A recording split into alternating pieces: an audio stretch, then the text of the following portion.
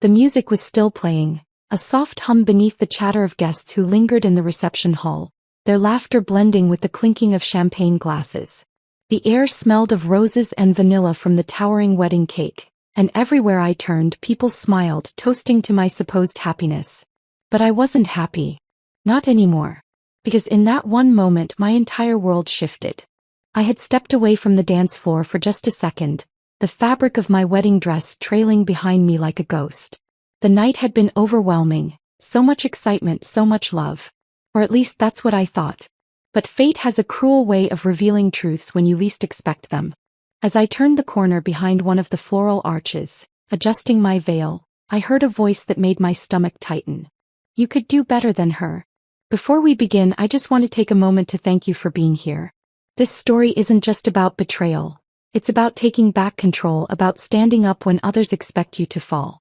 If you love stories of justice and unexpected twists, consider subscribing. It's free and it helps us keep bringing you powerful narratives like this one. Now let's dive into a tale of love, deception, and the ultimate reckoning. It was Liam, my stepbrother. His voice was low, laced with amusement, but it carried clearly in the quiet hallway. My pulse quickened. The words felt like a slap, but before I could process them, another voice answered. Ethan. My husband. The man I had just vowed to spend my life with. He chuckled. Not an uncomfortable, dismissive laugh. Not a forced one. No, this was easy. Natural. Like he agreed. I know, man, Ethan replied, his tone light as if they were discussing something as trivial as the weather. But what can you do, right? My breath caught in my throat. The bouquet in my hands trembled. The warmth of the reception hall suddenly felt suffocating, like all the air had been sucked out of the room. My fingers curled around the delicate petals of the roses, crushing them slightly. My wedding night. My husband. And this. I should have stormed in. I should have demanded answers. I should have screamed. But I didn't. Instead, I stood frozen, my body betraying me, my mind struggling to process what I had just heard. Liam laughed softly. Well, at least you locked her down. That's all that matters, right? She's naive. She actually loves you. You've got her right where you want her. Ethan hummed in agreement. Yeah. She won't be going anywhere. I felt something inside me snap. I had loved Ethan. Truly, deeply. I had trusted him, believed in him, supported him through everything. And Liam, he had always been cruel to me, always trying to tear me down, but this was something else. This was calculated, deliberate. And Ethan had let it happen. No, he had participated in it. A part of me wanted to cry. Another part wanted to walk into that hallway and watch their expressions shift when they saw me standing there, listening. But then a different thought settled in. A dangerous, thrilling thought. They thought I wouldn't go anywhere. They thought I was trapped. They thought I was naive. I almost laughed at how foolish they were. I took a step back, carefully making sure not to make a sound. I had to be composed. I had to be smart. If they thought they had won, if they believed I was helpless, I would let them. Because the game had just begun.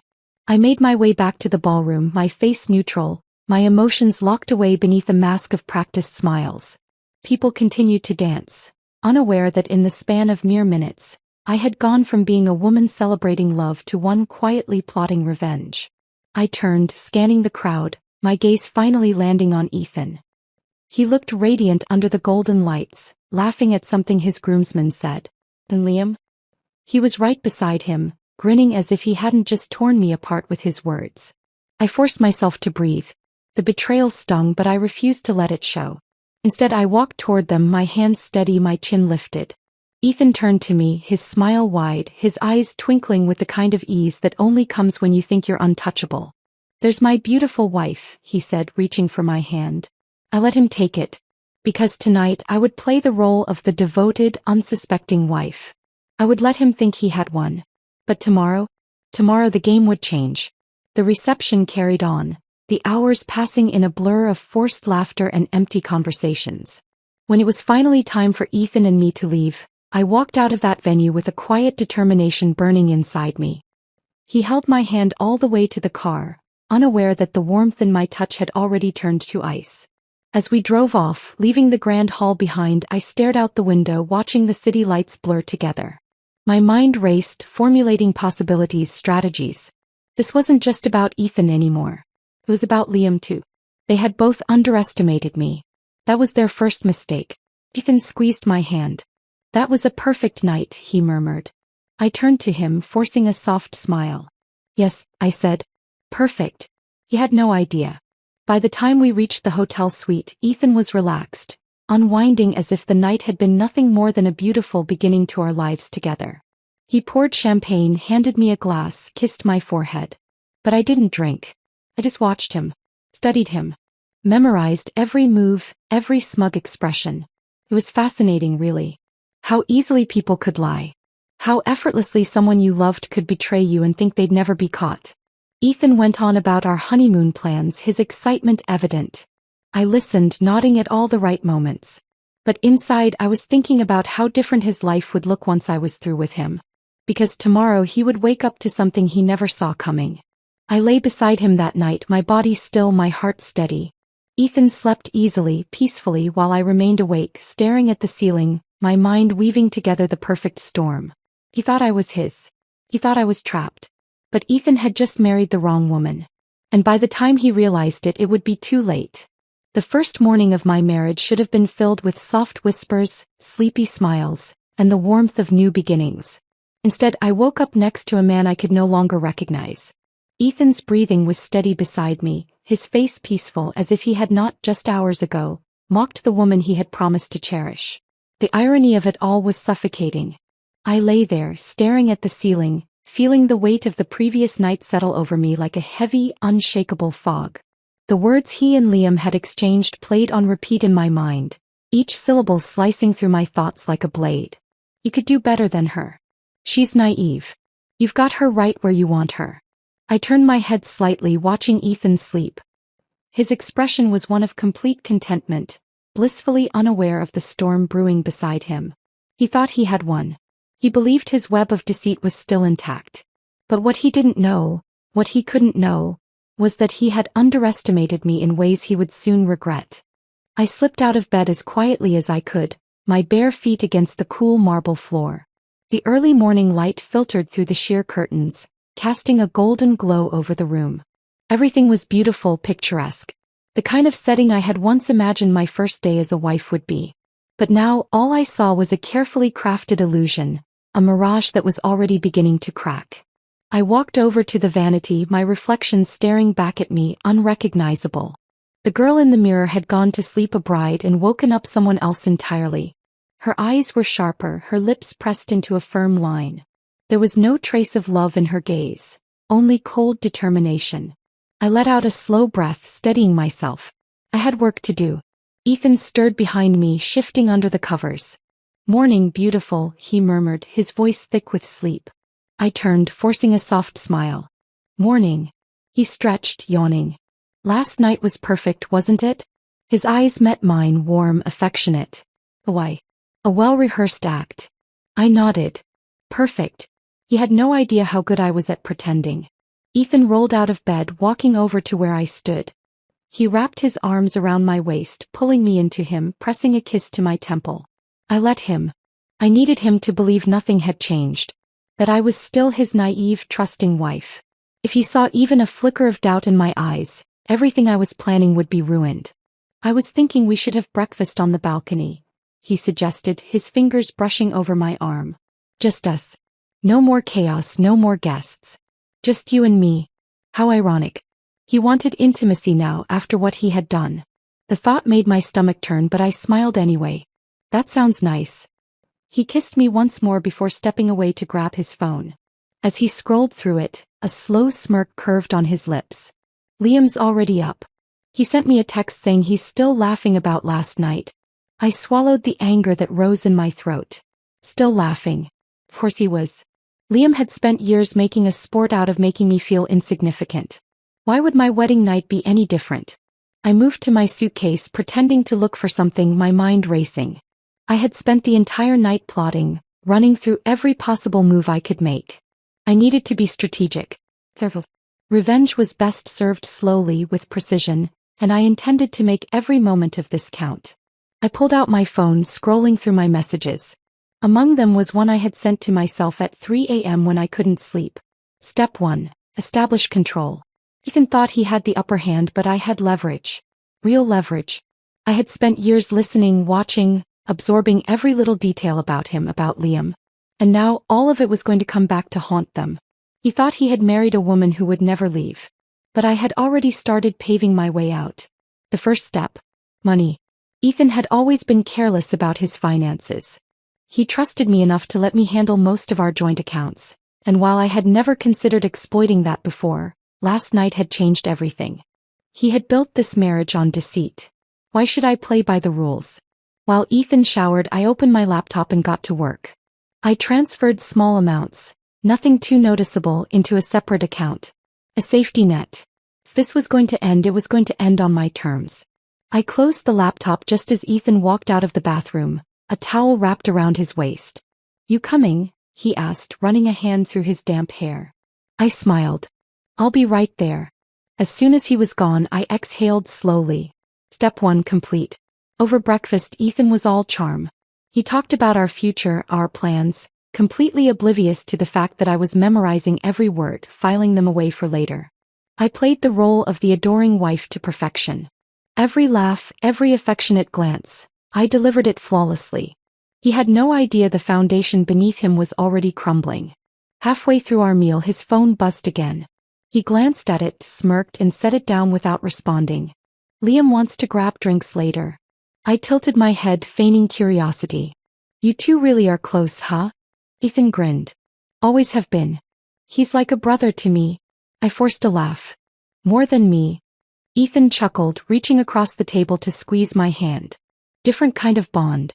That was all I needed to hear. I finished my coffee, setting my cup down with a quiet clink. "You should go," I said, keeping my voice light. "Celebrate." Ethan leaned back in his chair, watching me. "You're okay with that?" I nodded. "Of course. You should enjoy yourself." He didn't need to know I had already set things in motion. That night, as Ethan and Liam clinked their glasses together, reveling in their misplaced confidence, I was making phone calls. I had information, real damaging information, and it was about to see the light of day. Liam had a lot of skeletons. Ethan had even more. And soon they would both realize just how dangerous it was to underestimate me. As I closed my laptop, I allowed myself a small smile. They thought I was a fool. They had no idea. By the time they figured it out, it would be too late. I watched the night unfold through my phone screen, scrolling through the images Liam had just posted. There they were, Ethan and Liam, drinks in hand, laughing like kings in a world that had never once told them no. They looked so at ease, so confident in their control over everything, including me. A slow smile played on my lips. Confidence was a dangerous thing. It made people blind. It made them underestimate the quiet ones, the observers, the people who listened instead of spoke. Ethan had spent years believing I was just his shadow, someone who followed, someone who adored, someone who would never dare to disrupt the perfect little kingdom he had built for himself. He was wrong. I leaned back on the hotel bed, my fingers tightening around my phone as I read the messages between Ethan and Liam, ones I had pulled from Ethan's cloud earlier that evening. They were careless, so painfully careless. The same man who had once whispered sweet promises into my ear was now laughing at me in texts, calling me predictable, easy to manipulate. Liam, of course, encouraged it as if my feelings were nothing more than an afterthought. "She's too in love to ever leave." That was what Ethan had written just 2 weeks before our wedding. I closed my eyes for a moment, inhaling deeply. Anger was a tempting thing, but I needed to be smarter than that. Reckless revenge would do nothing but make me look foolish. No, if I was going to do this, I had to do it right. And that meant taking everything from Ethan piece by piece, the same way he had slowly taken my trust and turned it into a joke. The first crack had already formed with the small financial transfers I had made earlier that morning. But I needed more. Something bigger. Something that would shake him to his core. I opened a private folder on my phone and clicked on a video I had saved months ago, something I had nearly forgotten about. It was an old clip of Liam at a party, stumbling through a drunken rant about how Ethan wasn't nearly as loyal to me as I believed. At the time, I had brushed it off as another one of his mean-spirited jabs. But now it was evidence. I watched the video again, memorizing the slurred words. "Ethan, oh please. That guy could charm the teeth off a wolf. You think he's faithful? I've literally seen him leave bars with other girls. But hey, let's not tell his little princess, huh? She's too perfect to ruin with the truth." Perfect. That was the word Liam had always used to describe me, but never as a compliment. It was an insult. A way to remind me that I was naive, that I believed in things they saw as weaknesses. Love, loyalty, honesty. I exhaled sharply. This wasn't just about making Ethan feel the sting of betrayal. This was about making both of them realize that the girl they had spent years underestimating was done playing their game. Ethan's phone buzzed on the nightstand. He had left it there, assuming I wouldn't dare look at it. I did. A message from an unknown number flashed across the screen. Hope you made it back safe. Last night was fun. Winky face. The breath left my lungs in a slow, controlled exhale. My fingers tightened around the device, but my face remained expressionless. So it wasn't just in the past. He was still doing it. Still lying. Still pretending. I placed the phone back exactly as it was and walked to the hotel bathroom, turning on the faucet to mask the sound of my breathing. The rage threatened to bubble over, but I swallowed it down, forcing my mind to focus. Ethan thought I was blind. Liam thought I was weak. They were about to find out just how wrong they were. By the time Ethan stumbled back into the suite later that night, I was already in bed, facing away from him. I felt the bed shift as he climbed in beside me, his hand briefly touching my shoulder before he hesitated. Still awake. His voice was low, careful. I kept my breathing even, making him think I was asleep.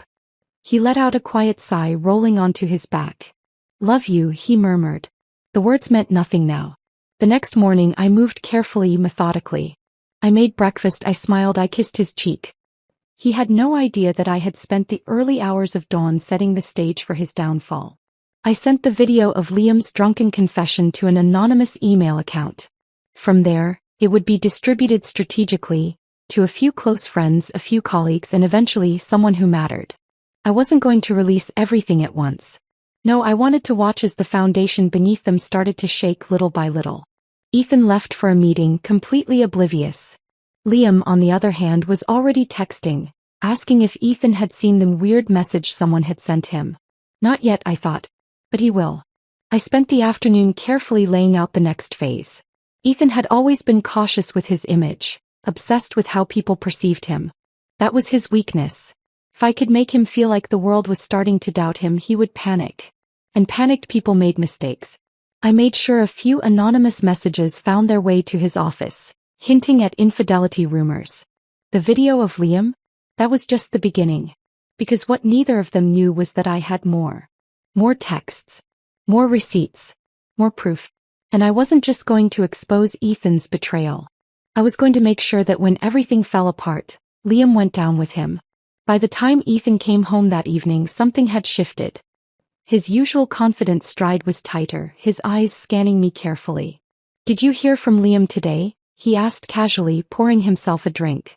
I took a sip of my tea, meeting his gaze with practiced innocence. "No." "Why?" He hesitated, swirling the glass in his hand. "Nothing.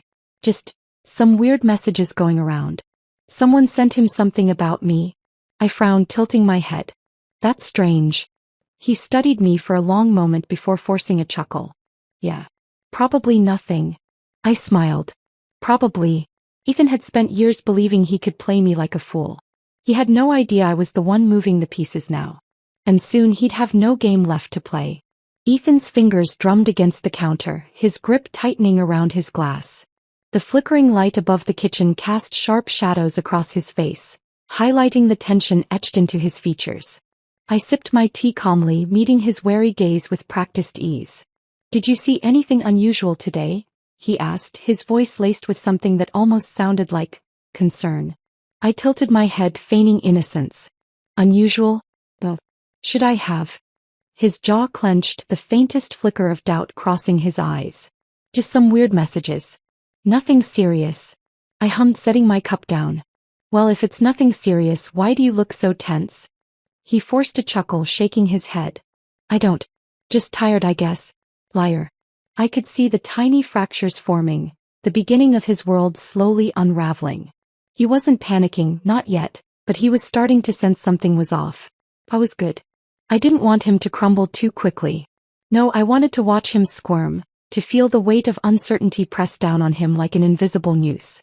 The next morning I woke up to hushed voices in the hallway. Ethan's tone was sharp, laced with frustration. I didn't need to hear every word to know he was talking to Liam. I swung my legs over the bed, slipping into my robe before stepping into the doorway. Ethan stood near the window, his back to me, phone pressed to his ear. I don't know where it came from, Liam. That's the problem. His fingers raked through his hair. What do you mean, it doesn't matter? Of course it matters. If someone has this, what else do they have? I leaned against the frame, my voice soft. Everything okay? Ethan stiffened, turning sharply. His expression flickered between surprise and something else. Guilt, maybe? I kept my face neutral, waiting. He ended the call abruptly, forcing a smile. Yeah.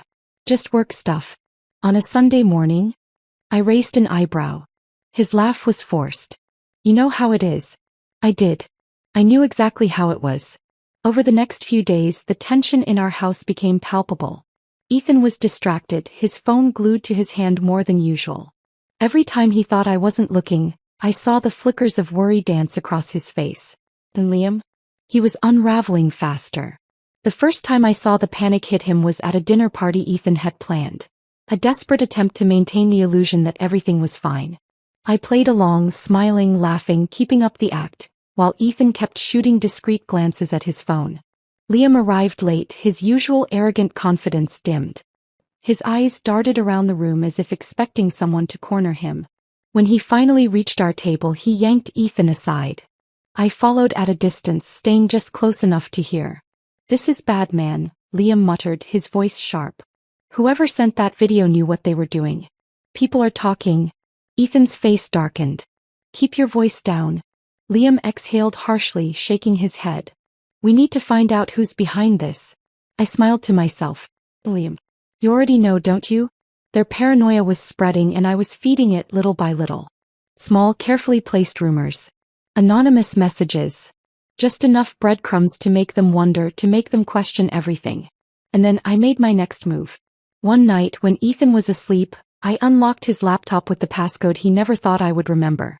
I scrolled through his emails, searching for anything useful. It didn't take long to find what I was looking for. An email thread between Ethan and a woman whose name I didn't recognize. I clicked it open. The messages were recent. Too recent. "Can't stop thinking about last weekend. Wish we had more time alone. You looked so beautiful when you left. When can I see you again?" I stared at the words, my pulse steady. I had suspected it for a while now, but having proof in front of me made something inside me settle into place. There was no sadness, no heartbreak. Just confirmation of what I had already known. I took screenshots, sending them to myself before deleting all traces of what I had done. When I shut the laptop, I turned to look at Ethan's sleeping form. He had no idea. The next morning, I sat across from him at breakfast, watching as he scrolled through his phone. He looked exhausted, the weight of his paranoia finally settling in. "You seem stressed," I said lightly. He forced a laugh. "Just work." "And Liam's freaking out." "Oh." I poured myself another cup of coffee. Why would Liam be freaking out? Ethan hesitated. "It's nothing. Just some rumors." I tilted my head. "Rumors about what?" He glanced up, studying me as if trying to gauge how much I knew. I met his gaze evenly, offering nothing. Finally, he shook his head. "It's not important." If only he knew. That evening, I sent the screenshots to Liam. Not with a message, not with an explanation. Just the images, letting him interpret them however he wanted.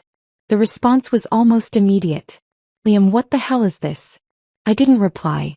15 minutes later, my phone rang. I let it go to voicemail. 30 minutes later, Ethan stormed into the room, his face a mask of barely contained rage. "What did you do?" His voice was tight, controlled. I set my book down, looking up at him. "What are you talking about?" His phone shook in his hand. "Liam just sent me something." "Something that was sent to him?" I raised an eyebrow. "And?" He clenched his jaw. "And someone is messing with us." I stared at him for a long moment, then let out a soft laugh. "Messing with you? Ethan, you've been lying to me for years. Why would you assume someone else is the problem?"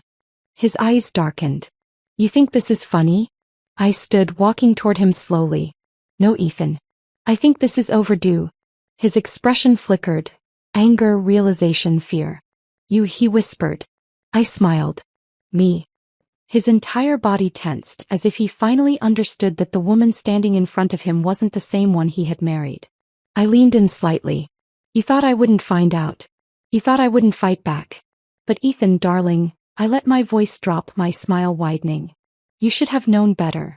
And just like that, his world tilted on its axis. Because he knew, really knew, that he was about to lose everything. Ethan stood there, his hands gripping his phone so tightly I half expected it to shatter. His eyes flickered with a whirlwind of emotions, anger, disbelief, and beneath it all, a creeping sense of fear. He had spent years thinking he was in control, that I was just a piece on his chessboard, a pawn too blind to notice she was being moved. But now he was realizing the truth. The game had flipped and I was the one holding the pieces. I watched the realization settle over him, a slow and painful process, like watching a man trying to outrun an avalanche, only to realize he was standing directly in its path. You set me up, he said finally, his voice hollow as if he couldn't quite believe it. I tilted my head, allowing a small, knowing smile. Set you up? Oh, Ethan. I simply gave you exactly what you deserved. His jaw clenched, his breathing shallow. He took a step closer and for the first time, I saw something in his expression that had never been there before. Powerlessness. The very thing he had spent his life avoiding. You don't understand what you've done, he said, his voice low, like a man on the edge of a cliff, grasping for solid ground. I let out a soft chuckle. Oh, Ethan, I said, shaking my head. I understand perfectly. The weight of my words hung between us, thick and suffocating. He knew I wasn't bluffing. He knew that whatever control he once had over me was gone, shattered beyond repair.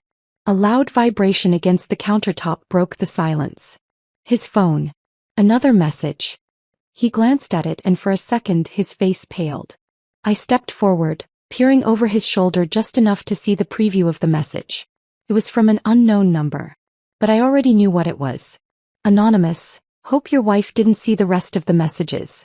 That would be unfortunate. Ethan's hand hovered over the screen as if touching it would somehow make the problem disappear. But problems like these didn't disappear. They grew, spreading like wildfire, consuming everything in their path. He turned to me sharply. What did you do? I met his gaze, my expression calm, controlled. I simply told the truth. His breathing was uneven now, panic slipping through the cracks of his once perfect composure. He ran a hand over his face, pacing the length of the room, muttering something under his breath. Then suddenly he stopped. His head snapped up. Liam, he whispered. His eyes locked onto mine, the pieces clicking together in his mind. Liam knew, didn't he? That's why he's panicking. I didn't respond. He let out a bitter laugh, shaking his head in disbelief.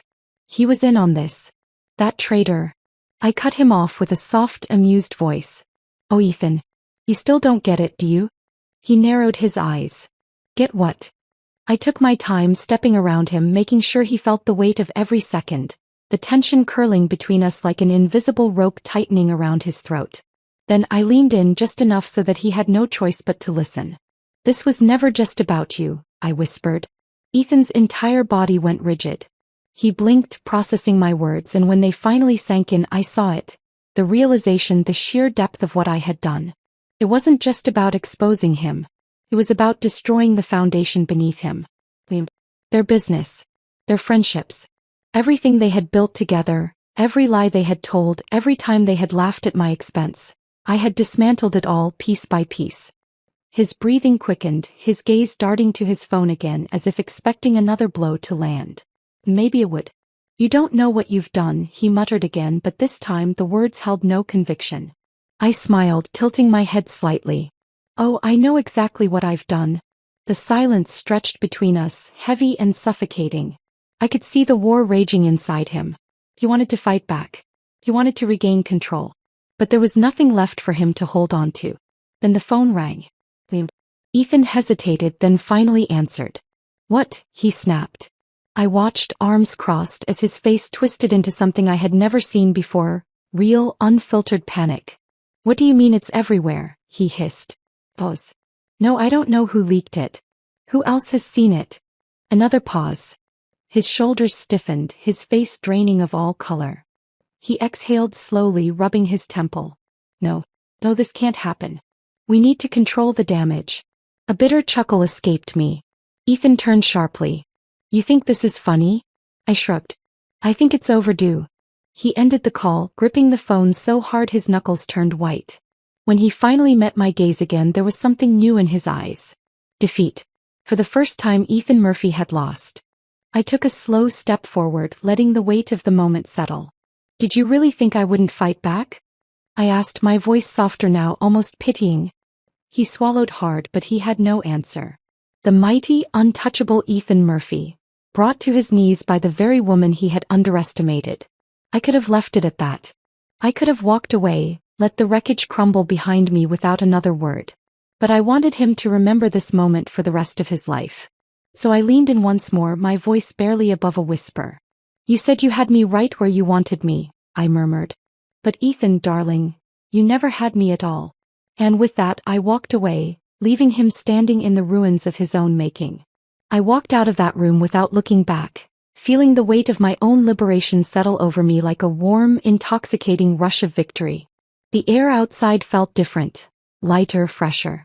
As if the universe itself had been waiting for this moment, for Ethan's world to finally collapse under the weight of his own deceit. For the first time in years I was free. But freedom didn't mean the game was over. Not yet. I reached the lobby of our building, my heels clicking against the polished floor, and pulled out my phone. Ethan was still upstairs, probably pacing, probably trying to come up with some desperate attempt at damage control. But there was no fixing this. His name, Liam's name, it was all over the internet now. And the fallout had only just begun. A new notification popped up. Breaking news. High-profile investment firm under scrutiny following internal scandal leak. I clicked the link. There it was. The first real blow. A full article detailing the suspicious activities within Ethan and Liam's company, pieced together with anonymous tips and financial discrepancies that had been hidden for years. The article didn't name them outright. Not yet, but anyone who worked in their circle would know. I had made sure of that. I scrolled down, watching comments flood in, speculations growing, people piecing together the puzzle faster than I expected. Then another message. Liam, what did you do? I smiled, then locked my phone. I wasn't going to waste my time on Liam's panic. He had spent years treating me like an afterthought, assuming I was just a shadow in Ethan's life. But he knew now, didn't he? He knew that the woman he had mocked, belittled, and whispered about behind her back had just pulled the ground from beneath him. I stepped outside and inhaled deeply, letting the crisp air fill my lungs. It felt good. It felt earned. Then my phone rang.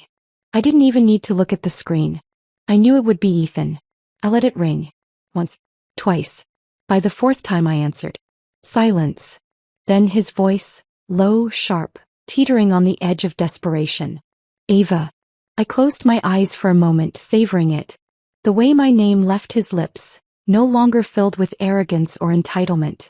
No longer spoken like he owned me. What do you want, Ethan? His breathing was uneven. We need to talk. We talked already, I said, my tone almost too casual. Back in that room. Unless you weren't listening. You know that's not what I mean. I glanced around, watching as people bustled by, oblivious to the chaos unfolding in his world. I really don't have time for this, I murmured. Ava, please. That word. Please. How many times had I begged for his attention? How many times had I swallowed my pride, told myself I was overthinking it, told myself I was being too sensitive? And now here he was, the man who once stood so tall, unraveling in real time. I let the silence stretch, let him feel the weight of it. Everything is falling apart, he admitted, his voice tight. Liam is panicking. The company, there's an internal investigation now. I don't know what you did, but... I cut him off. Oh, Ethan, I said, smiling as I repeated the words he once said to me. You could do better than this. He sucked in a sharp breath. This isn't a joke. I know, I said. It's justice. You're going to regret this, he snapped, that desperate edge sharpening into anger. I laughed softly. That's where you're wrong. The only regret I have is not doing this sooner. More silence. Then his voice dropped into something almost broken. Did you ever love me? The question caught me off guard. For a moment I considered lying. I considered telling him no, that it had all been a facade, that he had never mattered. But that would have been too easy. And the truth was far worse. I did, I admitted. I loved you more than you ever deserved. His breathing hitched. And that, I added, my voice steady, unyielding, is why I'm done. I ended the call before he could speak. It was over. But not for Liam. I turned and walked toward my next destination, a coffee shop just a few blocks away. Inside, waiting at a corner table, was a man dressed in a sharp suit, a laptop open in front of him. He glanced up as I approached, nodding in acknowledgement. "You did well," he said, gesturing for me to sit. I took a seat, folding my hands in my lap. "Is it enough?" His lips curved into a slow smirk. "More than enough." I exhaled. "Good." We sat in silence for a moment before he slid a folder toward me. "This is everything you asked for. Liam's financials. His personal accounts. His hidden investments." I opened the folder, scanning the contents. It was worse than I thought. He chuckled, watching my reaction. "You want the final blow?" I met his gaze. "Yes. Then I suggest you drop this where it'll do the most damage." I snapped the folder shut. "I know just the place." Liam had spent years trying to tear me down, feeding Ethan's arrogance, whispering in his ear like a parasite. He thought he was untouchable. He wasn't. The next morning the headlines changed. Breaking. Internal corruption uncovered. Executive under federal investigation. Liam's name was right there in the first paragraph. Ethan's was mentioned by association. I sipped my coffee as I read through the article, watching the world react in real time. Their friends, their colleagues, their investors. One by one they began to distance themselves, cutting ties, issuing statements. By noon, Liam had called me 4 times. I didn't answer. By evening, Ethan's number appeared again. I blocked it. The reckoning had come, and it had come swiftly. The last message I received that night was from an unknown number. "Unknown, you ruined us." I stared at it for a long moment before typing back. "You ruined yourselves." Then I turned off my phone. And for the first time in years I slept soundly. The morning after everything unraveled, I woke up to silence. Not the heavy, suffocating kind I had endured for years. The silence of being ignored, belittled, made to feel invisible. No, this was a different kind. A peaceful stillness. The kind that followed a storm after it had ripped through everything in its path, leaving only truth behind. I sat up in bed, stretching, my body lighter than it had felt in years. No more waking up with the nagging weight of wondering if today would be the day I finally saw the truth about Ethan. I had already seen it, had already exposed it for the world to witness. And now there was nothing left but the ruins of his own making. Reaching for my phone, I scrolled through the latest updates. The headlines were relentless. Liam caught in financial scandal, facing legal investigation. Ethan Murphy under scrutiny. Company stocks plummet amidst internal crisis. Every article, every comment thread, every discussion was a confirmation that the power Ethan and Liam had once wielded was slipping through their fingers. The people who had once admired them were now distancing themselves, turning their backs, pretending they had never been allies. And Ethan? He had disappeared. I checked my messages. No new calls. No texts. The silence was telling. He was still reeling, still trying to figure out how everything had collapsed so quickly. But there was nothing left for him to salvage. A soft knock at my door pulled me from my thoughts. I stood, wrapping my robe around myself, and opened it. It was Emily. She stepped inside, closing the door behind her, her eyes scanning my face carefully. "You okay?" I exhaled a slow breath, nodding. "Better than okay." She smirked, crossing her arms. "I'd say so. You basically just burned your cheating ex-husband's empire to the ground and made sure his snake of a best friend went down with him. That's not just okay. That's legendary." I chuckled, shaking my head. "It wasn't about revenge." "Not really." Emily raised an eyebrow. "No?" I paused, considering. "No. It was about truth. About making sure they faced consequences for once in their lives. They always thought they were untouchable, like they could lie, cheat, manipulate, and no one would ever hold them accountable." Her expression softened. "And now? Now they know what it feels like to be powerless." She studied me for a long moment before nodding in approval. "So what's next?" The question lingered in the air. For so long my life had revolved around Ethan. Around making him happy, around trying to be the perfect wife, the perfect woman for a man who never deserved me. And when I discovered his betrayal, my focus shifted to exposing the truth, to making sure he didn't walk away unscathed. But now I was free. I sat down on the edge of the bed, staring at the city skyline through the window. "I don't know," I admitted. For the first time in a long time I don't have a plan. And I think I'm okay with that. Emily grinned, plopping down beside me. Well, I think a fresh start is exactly what you need. Fresh start. The words settled into my chest, warm and unfamiliar. A concept I had never let myself fully embrace before. But now, with Ethan's absence and the weight of his deception finally lifted, the idea of starting over didn't feel scary. It felt exciting. Emily nudged me. You could do anything. Go anywhere. No more looking over your shoulder. No more lies. Just you, doing whatever you want for the first time in forever. I exhaled a soft laugh, shaking my head. That sounds nice. He shot me a look. It sounds necessary. Listen, you've spent years building your life around Ethan. It's time to build one for yourself. And if you need any help, she smirked, I happen to know a thing or two about reinvention. I smiled at her. You always do. The thought of leaving everything behind, of stepping away from the wreckage and moving forward, was liberating. I didn't need to stay and watch Ethan's downfall. That part was already in motion. He had made his choices. And now he would have to live with them. Later that afternoon I checked my email, scanning through various unread messages, most of them from people I hadn't spoken to in years. Colleagues, acquaintances, even strangers who had somehow heard about what had happened and wanted to reach out. But one message stood out. It was from Ethan. I hesitated before opening it. Subject, please. Ava. I don't know what you want me to say. I don't know if you'll even read this, but I need to try. You won. I get it. You wanted me to feel the way you felt, and now I do. Everything is gone. Liam is done. The company is falling apart. I lost everything. But what I regret the most is losing you. I don't expect forgiveness. I don't even deserve it. But I need you to know that not all of it was a lie. Not all of it was a game. I loved you, Ava. In my own way I did. I just wish I had realized it before it was too late. I stared at the words, my chest tight.